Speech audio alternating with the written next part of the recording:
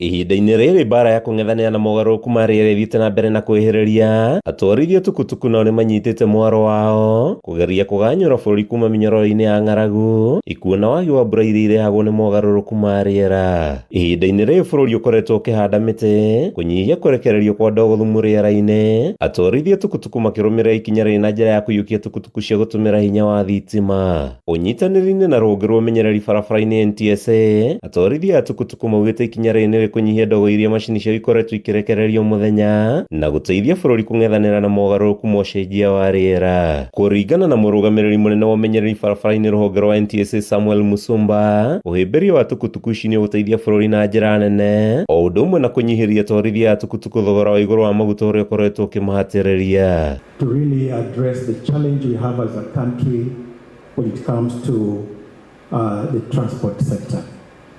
And we can see that our operators now will be more empowered in terms of using very affordable and reliable vehicles. What we are struggling with as a country, if you go in our traffic right now, it is emissions. Augĩte NTSA nĩ megũthiĩ na mbere na kũnyitanĩra na anyiti itemi matiganĩte gũtigĩrĩra ũthondeki wa tukutuku ici cia gũtũmĩra hinya wa thitima nĩ ciambia gũthondekerwo bũrũri-inĩ nĩguo kũnyihia na thogora wa kũgũra tukutuku ici. Araragia hĩndĩ ya kũrugũria tukutuku ici iria ikoretwo igĩthondekwo nĩ kambuni ĩmwe ya kĩmabũrũri. Such solutions are self-enforcing because at the end of the day people are using very, very clean energy. Also importantly, the solution aligns with Kenya's transition, which is also a global transition to renewable energy and climate action.